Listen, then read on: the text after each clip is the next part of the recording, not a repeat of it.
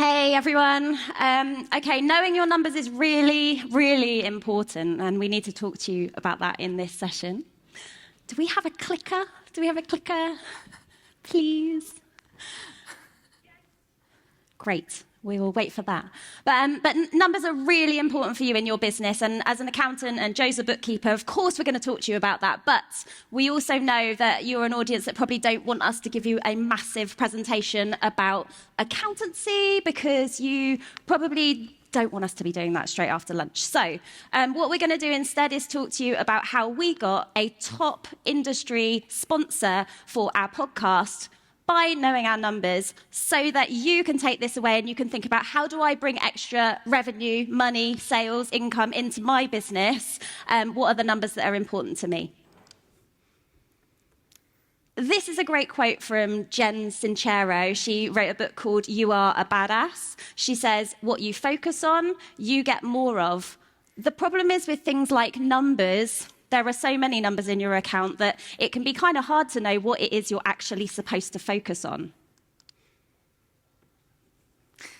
So, Matt asked us to come here today and speak to you about accountancy, and then he gave us an after lunchtime slot.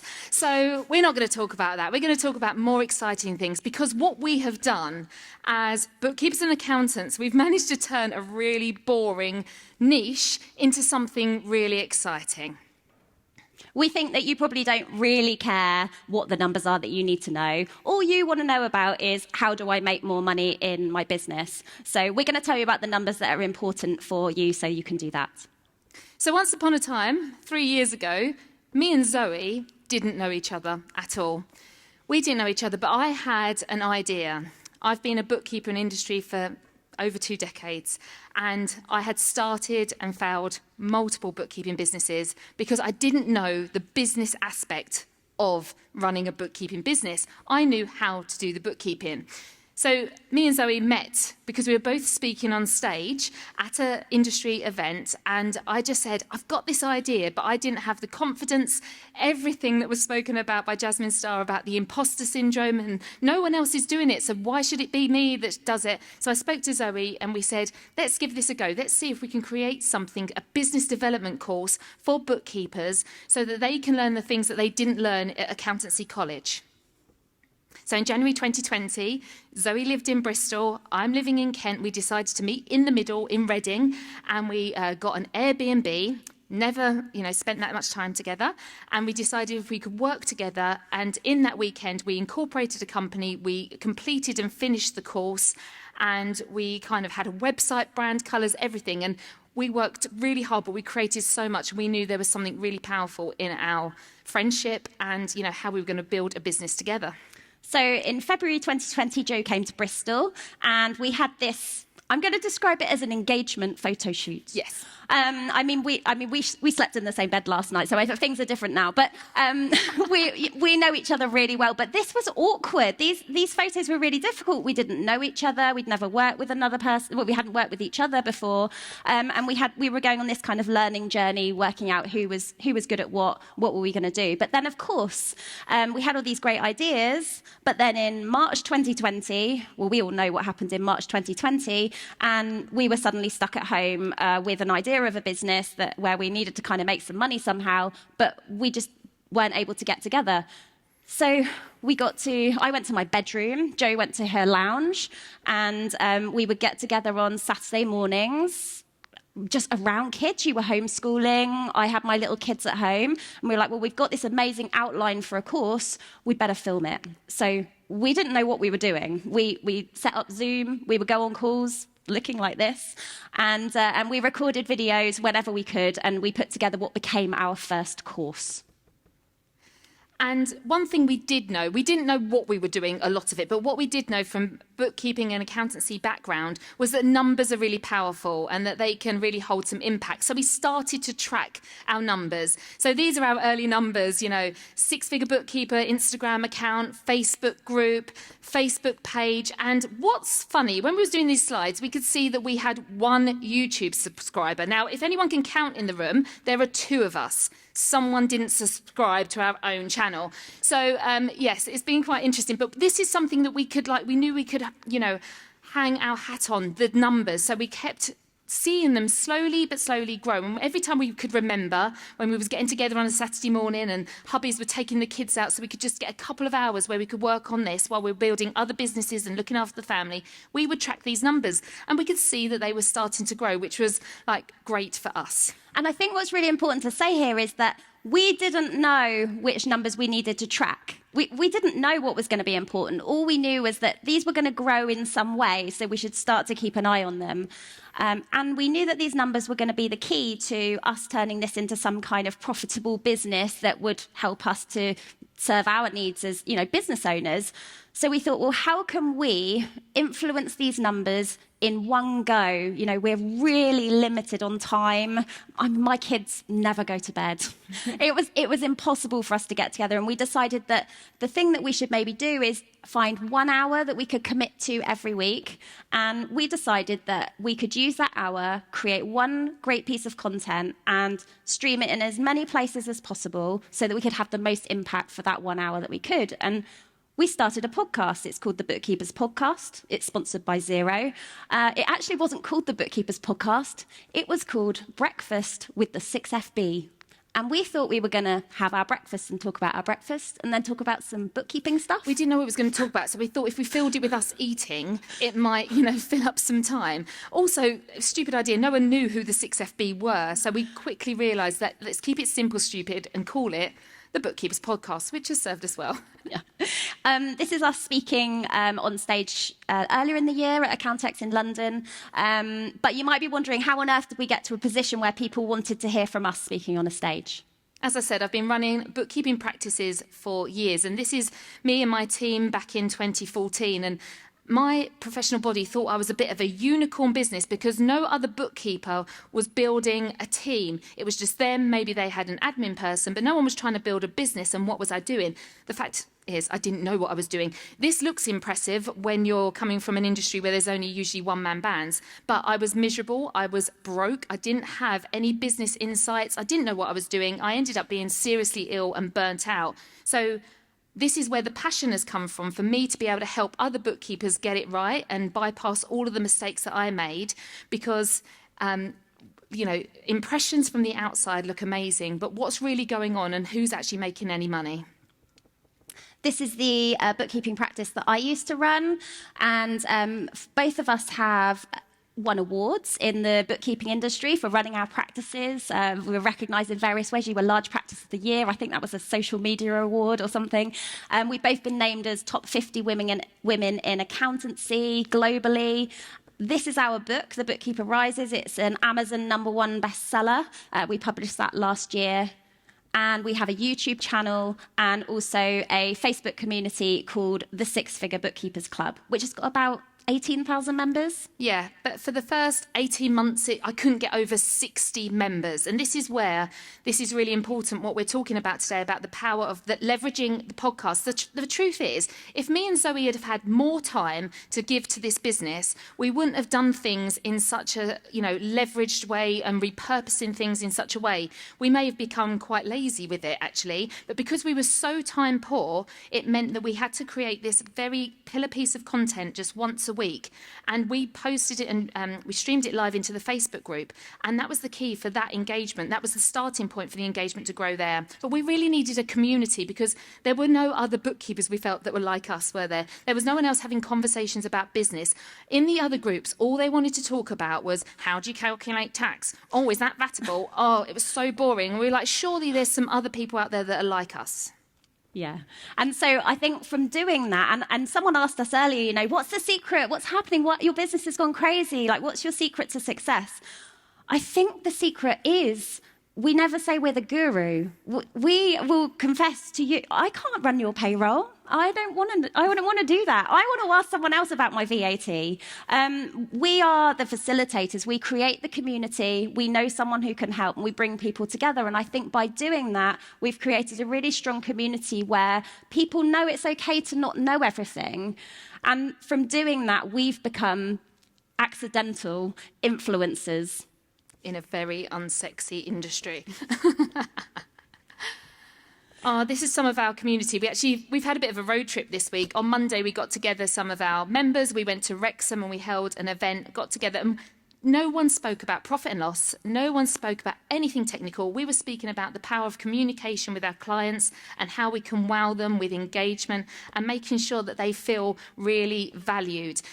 We have so much fun when we get together, don't we? Yeah, it's an amazing group, and it's really broad in terms of the range. I think the way that we have an open community has attracted accountants as well, and there is a bookkeeper accountant war happening.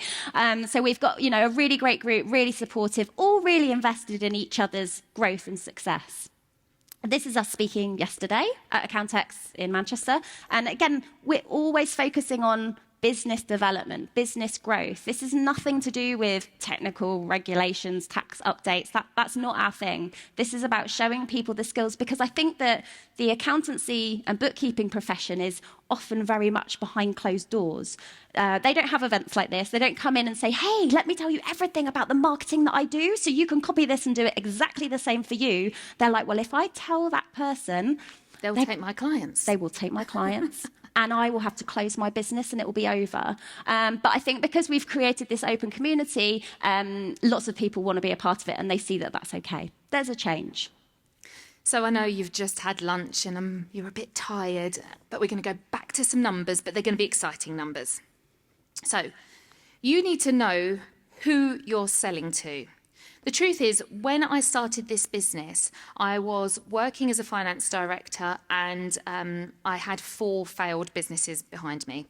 And I thought, I need to leverage my time. I need to stop swapping time for money in the service-based industry.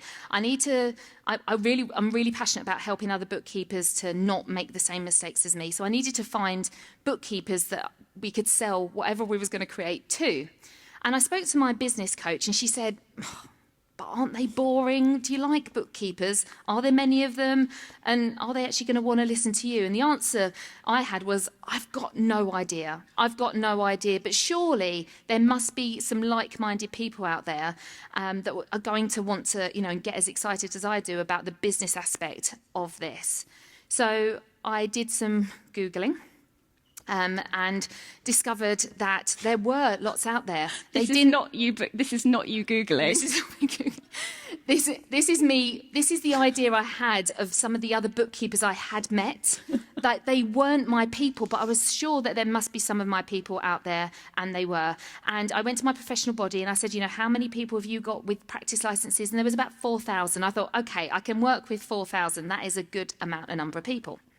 So, a number that you really need to know, whatever your industry, you need to know your potential audience size. And there'll be a way that you can find that out, whatever it is you're selling. Maybe there's a professional body, maybe there's a membership, maybe there's some kind of subscription. Where do those people congregate? You need to know your potential audience size, because that really is the key to you being able to sell. And once we know that audience size, we need to think about, well, how do I turn that into income for me? Because I need to earn money from this. I'm not just going to do a podcast and hope for the best. I need to work out how I'm going to do this. And so that's why it's really important for us here to stop, because if we don't talk to you about accountancy and bookkeeping, I think Matt is going to go nuts. Yeah, we've got to do a little bit. Okay, so income. In my house, my husband and I have a commitment to our joint account. We have to put a certain number into the joint account every month, and if we do that, all the bills get paid and everyone gets fed and flute lessons are paid for and all the good things can happen. My husband doesn't actually really care how I earn my money, Joe. He doesn't care. But as long as that money's there, it's good. So when we think about businesses, what we've got to remember is that our business is a vehicle for us to be earning income. You've started your business because you know that it can generate income for you. So we've got to remember that there's a difference between the income the business is earning and the income that we take out of our business. They're two different things. So income for us as individuals, as business owners, is after the business has paid for all the costs, all the software, and after the business has paid tax. So the number really we need to be thinking about is profit. We need to be thinking about the business's profit, because the business's profit after tax is the money that is going to become your income. So there are two numbers here. You need to know your profit, the business profit target. That influences what you earn. Add back your tax, add back your costs, and then you can focus in on the sales figure your business needs to make, because you can start thinking about how much do I need to sell? How much am I going to charge for that so that I can generate the profit I need? We find so many business owners don't know what it is that they need to. They just start a business and then they think, I'm just going to go for it, but they don't figure out exactly what it is that they need to be taking home. And also, while we're here, we just talk about the fact that, the money in your bank is not the profit. So the amount of conversations I have with clients that say, I've just got this big tax bill and my accountant is saying that my profit was this, but that profit is not in my bank account. I don't get it. They're two different things. So this is why you need to understand these numbers. The money in your bank is an asset, and you're going to be spending that money as well on liabilities. You may have a bounce back loan, you may have a car loan, you may have, investments that you want to make into computers and things like that, assets. So those numbers aren't the same. So it's why you need to not rely and wait till your accountant tells you a figure, a profit figure that means nothing to you on a day-to-day basis. Okay, while we're on the subject of sales, which people sometimes call revenue or income or turnover, they're all the same. While we're on the subject of sales, our business is called the Six-Figure Bookkeeper. And when you hear people shouting about, I'm a 6-figure business, I'm a 7-figure business, I've just done a 5-figure month, they're not talking about the profit. They're not talking about the money that they're going to be taking home. They're talking about the income that their business has made. That doesn't really tell you. You don't know what their costs are, but you don't know what's happening behind the scenes. It's like a vanity number. So we've been challenged a lot on why we've called our business the Six-Figure Bookkeeper. A lot of people say to us, you can't be a 6-figure bookkeeper, or I don't want to be a 6-figure bookkeeper. And also, another thing people say is, well, you might be a 6-figure bookkeeper, but you're not actually making any money. You've got like this team and everything. Maybe there's no profit to be had in it. We've had a lot of flack about it, haven't we? We have had a lot of flack. So we thought we would test this. We wanted to understand what people are charging for bookkeeping services. And fortunately, we've got quite a big audience now we can go out to and collect this kind of information. We started to run an annual survey where we would ask bookkeepers, how much are you charging for actually quite a limited range of services? We just wanted to gauge what's happening. And actually, this was kind of a selfish activity because as business owners ourselves, we wanted to know that what we were doing was making a difference, because our members' successes are our success. If they do well in their business, that means we're doing well at delivering what we need to deliver. And we kind of wanted to compare and contrast. So we looked at our free group, the Six-Figure Bookkeepers Club, and we said, how much are you charging for these services? We also said to them, if you had to charge an hourly rate, what hourly rate would you charge? Which is a conversation for another day, never charge an hourly rate. And we wanted to compare that to what was happening within our membership, because we really wanted to see that our membership were charging more, so we could say, hey, we make a big difference. So we put together this survey, and what we found from running that survey was that the average bookkeeper was charging £25 an hour. So no wonder everyone thought they couldn't be a 6-figure bookkeeper, because we did the maths, because that's what we do. So £100,000 in turnover divided by 25 is 4,000 hours of work in a year.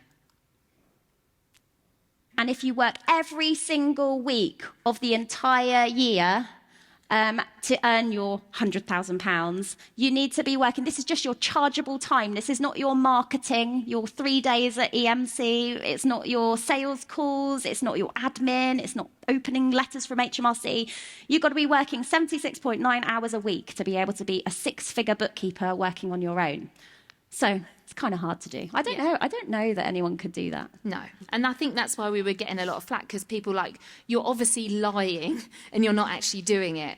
But the truth is, back in April 19, I had, over the course, I started in 2003, starting my business, and I'd started and failed 4 times. And then I got myself a job, because I thought I need some time to figure out this business aspect. I know how to do the work. I just don't know how to be a business owner. So I went and got myself an employed job.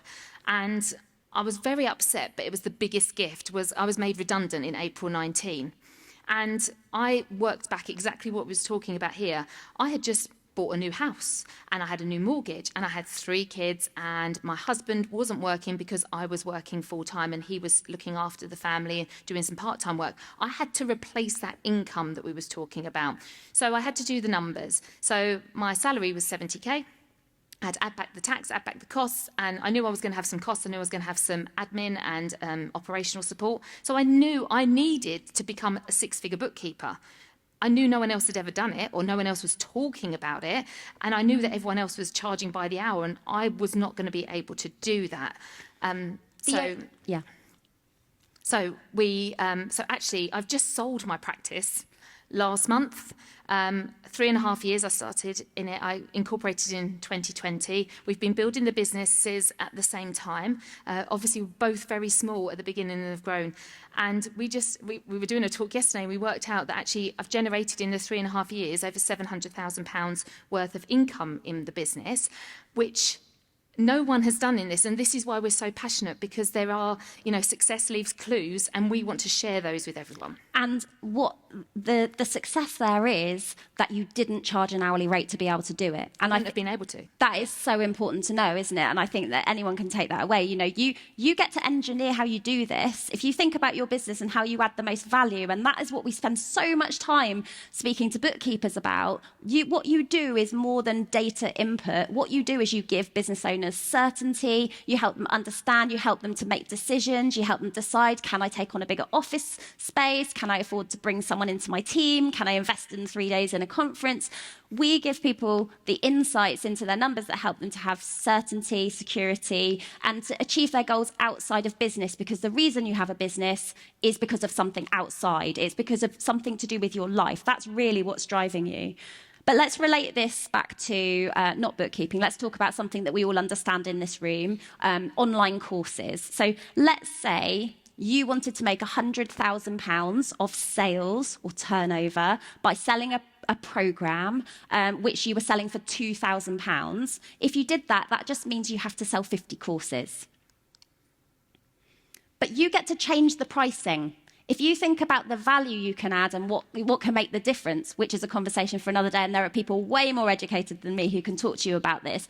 If you can work out how you turn that £2,000 program into a £5,000 program, you only have to sell 20 courses. And this is why it's really important to understand your income goals, because then that helps you to design the pricing. Because also the other numbers you need to think about is your capacity, your time capacity, but also your mental bandwidth of, if you're delivering on these courses, how much time have you got to put in to get the results that you're going to need and want your clients to get. So you really need to think about, why have you started this business? Is it to work 76 hours a week? I doubt it. So what kind of time do you have? And therefore, how are you going to reach the goals you want income-wise with the time you have? No one ever stops and thinks about that. Everyone always thinks about the doing, but they forget about the marketing and all of the other things that they need to do around that. And that takes up time too. So this is what I had to think about when I became a freelance hourly rate bookkeeper. The little guy on the front, he came along later, but my daughter on my back, I started a business. I became self-employed because I needed work to work around my family. I needed to know how that was going to happen. And what I knew from day one was that I couldn't work full-time. I had a really high-pressured corporate job. We worked lots of weekends, late evenings. That was not going to work. So if I was going to become self-employed, I needed to work out how I could earn a living without working all of the hours. And now I still say now, I work school hours. I have the holidays off. I try and have as much time with my children as I possibly can, so I don't have to put them in holiday clubs. That's one of my values. And if you think about your own values in business and what you want your business to do for you, and you think about your personal goals as your number one, the one thing, that North Star that's going to drive your business, it's so much easier to make decisions in your business, because when a client, a bookkeeping client, says to you, hey, I need you in my office every Thursday, and I always need you to process my payroll on the 31st or the last working day of the month, and that doesn't work for you because you know one of those is going to happen in the summer holidays, or you know that Thursday is a day that you need to take your child to flute lessons, you can then say, well, no, actually, this isn't the right fit for me. So your goals can drive your business, and you get to choose. This is your business, you get to design it, but keep that in mind. When you're thinking about your capacity, you can use that to engineer the pricing and how you sell what you sell. 6 figures is definitely a mindset. Now, I know earlier we were talking about 7 figures, and it depends. Everyone in this room will be at a different stage. But when we're talking to our audience are coming from an hourly rate background, and they're usually having to compromise. And they come to us and think, well, I just want to replace the income from my job. That's how I started. I wanted to. It just meant that my job was paying me a bit more, which meant I went to that 6 figures. But most people aren't. They're compromising. They're thinking, well, I've got to look after family. I've got to look after my health. Whatever the restrictions are. What we find with our industry is that bookkeeping finds them along the way. No one chooses it out of school. So we've had to really work and help them with their mindset about knowing that they are worthy of it and they don't have to compromise. Mm-hmm. So let's go back to the podcast. It's all well and good us becoming influencers and speaking to bookkeepers and accountants on stage, but we actually had to turn that into an income. Like, we have salaries that need to be paid. So how do we actually make a living out of this? And this is a really good time for us to tell you a little bit about the products that we sell so you can understand how we sell them and how we price them and what happens within our community. We sell a 6-month program. It's a 6-module program for bookkeepers and accountants, and it's CPD accredited. It's on-demand learning videos, much better than the ones we recorded in our bedrooms in lockdown. And we help people with the business development skills that they need to build businesses that work for them. Lots of people have said to us, Joe, Zoe, you know so much about this. Can't you just design a business for us, pop it in a box and franchise it? No, we can't, because your goals are different to that person's goals over there, and so you need to build the business that's going to work for you. So that's what we help bookkeepers with. It's a 6-month program, and they get to be part of a community where they join lots of live calls as part of that program for 6 months. And we started listening to the community, and this is the beauty of building and engaged communities, that they were talking and they were saying, that's well and good, that 6-month program's great if you wanted to build and scale a business, but I haven't got started yet. I'm still training and I'm still studying. And as I said, I had started multiple businesses. So when I started bookkeeping practice number 5, and I'd been on the journey with an online coach telling me how to build an online business, she said, any time you're doing something, make a list because you can sell it. So when I set up business number 5, I wrote every step of the way of what I did, and that's now become a 6-hour CPD checklist for people to know that they've set up their business in the correct way. And then we thought, well, there are these 2 great courses, but how do we monetize it off the back? So people have finished doing the success program, the big program, they've got their CPD certificate. How do we get them to want to stay with us and, pay us more money? So what we decided to do was monetize that group where people could come to calls and they pay to stay in our Success Lounge, be part of the community, the live sessions every week. And our goal for that, and this is why knowing your income goals and how you're going to earn that income is important for you, our goal is for the Success Lounge, our membership, to actually pay our salaries. And we're nearly there. So this is the journey. Yeah, the clients will come to us at the early stages of their business. And we're telling you this because if you're talking to an audience and you've got a niche and you know who you want to talk to, you just need to listen to them. What do they need from you? They will leave clues. So they've told us the journey and this is what's working. And we just rinse and repeat. And then our job now is just to keep growing our audience and putting people through this. The way we launch our programs, and we only really focus on launching the big main program, the success program, is we do a live launch. We call it Bookkeepers Bootcamp. It's a 4-day live training session. We bring together loads of amazing guests. I think what we do differently is that we bring people from outside of the industry, because you find when you go to accountancy events, you get the same speakers on all of the stages. And what we like to do is bring new voices into the room so that people can hear different views on things and learn about things like marketing that bookkeepers have never learnt about before. So we tend to have a theme. We'll have experts from outside of the industry. We also hear from bookkeepers and accountants who've worked with us, who are our success stories. And then Joe and I teach a 4-step framework we call our RISE framework, and we teach that over 4 days. So we have 3 sessions every day, and we stream these into our Facebook group. It all goes into that group with the 18,000 members. Some of them go on YouTube and LinkedIn, and we'll repurpose them in several ways, but we're really focusing on getting a big conversation happening in the Facebook group. This is a short rundown of how we do this if you're interested. We have about 3 weeks of promotion where we're sort of telling people that bootcamp is coming. Then over days 1 to 4, we have 3 live sessions a day. We start selling on day 3. We say, if you want to work with us more, learn more about what we do, this is our program. We give bonuses away, big time. There's always like early bird, sign up by this date, you'll get this. Those kind of drop off. And then we close the cart on the 10th day. And then we have a new members call, which really wraps up the whole of boot camp. And that happens on day 11. So people want to be in before day 11.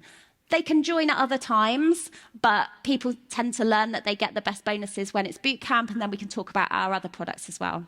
And we've been running boot camp 4 times a year since April 2020. And because we were tracking our numbers, and this is why it's so important, we realised that when we run a live boot camp session in our community, that our community grew big time.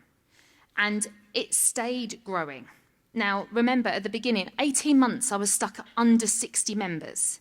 Now we're having 300 members plus a week in an industry where they said there wasn't many people, okay, and it's becoming worldwide. So much so that last year, Meta, Facebook, reached out to us, sent us an email and said, we're really interested in your group. We know you're not spending any money on ads, but you're growing, and we'd like you to apply for a community accelerator program, and there's a really big grant. Zoe being Zoe went, it's a scam, don't answer the email. Just delete it. Me being me, ignored her and filled in all the forms and went for it. And I think there was about 5,000 global applicants, and 12 were accepted in the UK, and we were one of them. And there's another lady here whose community was also picked. And we went through a massive program with them, learning on how to use Meta's tools and everything to do. But we were doing a lot of it just because we were turning up and we were time poor, and we were trying to engage our audience, and we were giving them and listening to them and giving them what they wanted. And we were tracking our numbers, and when working, well, that's working. Let's keep doing that. So it's been an amazing program to be on, and we've just finished in July. And I know even more numbers that I need to be tracking now to know about engagement and what we need to keep on doing. Yes, so we know that the bigger the audience, obviously the more you can sell, but also we track things like how many people showed up on the live. Like, these were just things that started with us just scribbling a little number or writing it in a Trello board, like how many people were there live, how many comments did we have. We do things like get people to put light bulbs in the comments to let us know when they had an idea, and then we do prize draws and give away t-shirts. Anything we could do to get engagement, and then be like, how many views has that had? Oh my gosh, that video we did yesterday had 3,000 views. And we get really excited about the numbers.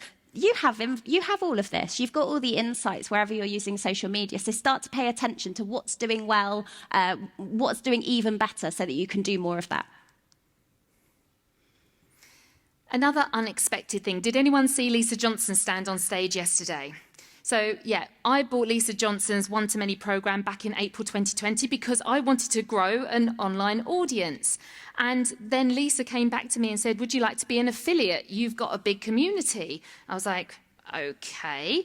And so we became an affiliate. We didn't even really know what we was doing, but we shared Lisa's program. She talked us through how to be an affiliate. We shared it with our audience.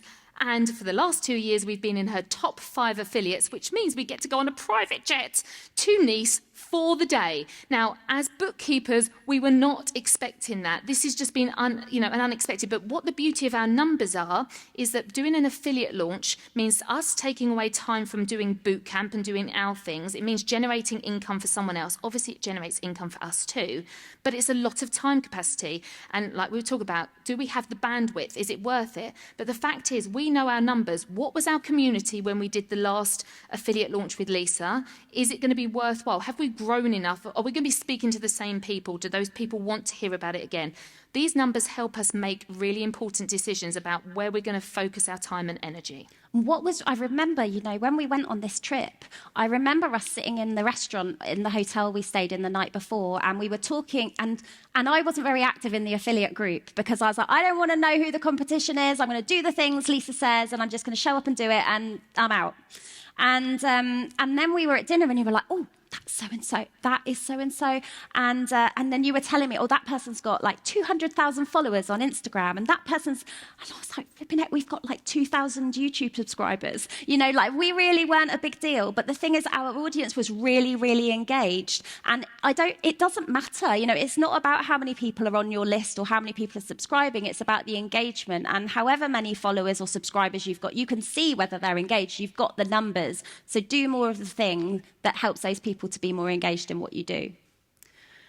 We get a lot of information from behind the scenes around the Bookkeepers podcast. So in terms of marketing, the analytics, the data that we have, this is just for the audio version of the podcast because, like we said, we stream our sessions live using something called StreamYard. It goes to LinkedIn, YouTube, Facebook. But then we take the audio every week and we turn it into a podcast, which is the podcast that Xero sponsor for us. Now, when we were thinking about sponsorship, we thought, what are the things that a sponsor is going to want? Because we never actually saw this as a revenue stream. And there's a lot of information that we can see behind the scenes about what's going on with our listeners. We can see things like, just on the audio, we've had 209,000 plays of the podcast. We know what our most popular episode is, so we can do more of that. We know it's how to start a bookkeeping practice. We've got listeners in 50 countries. We know that a third of our listeners are in the USA, and those kind of insights have been really helpful in terms of giving us other opportunities to grow our audience. So next week we're speaking at Accountex Canada because we know that people over the Atlantic are listening as well. We also know that our top listener is someone called Da Boss. I don't know who that is, but he's listened to 148 episodes. We thought this was the stuff that a podcast sponsor would be interested in. Yeah, we really did. But what you need to know right now about your business is the potential audience that's out there. Who are you targeting? How many people are out there eventually that you could get hold of? What is your profit goal? Stop thinking always about just the turnover. It's the profit goal first, add back the tax, add back the costs, and then that's the turnover figure you're going for. And usually that's bigger. And then you have to start thinking about the capacity. Okay, if I need that sales figure, what capacity do I have? What are my prices going to be, and how am I going to deliver that? See, the numbers are really important to you, but when someone else is looking at them, it's they've got a different motivation. Yeah. Then they don't care about your income or your profit. They don't care that you've got 2,000 YouTube subscribers. They care about the conversations that are happening in the community. They care about their own values. They're another business. Maybe they want to part with some cash. Maybe they want to sponsor you for something. But they're only going to do that if it helps them achieve a goal that they've got. When we first was approached by a sponsor, actually, someone approached us. We didn't even think that this was going to be an income revenue stream, which is, it surprised us. Someone came to us and they said, we want to sponsor your podcast. They could see the engagement we were having. It was another software company. And they said, how much do you want? And we were like, well, we don't know.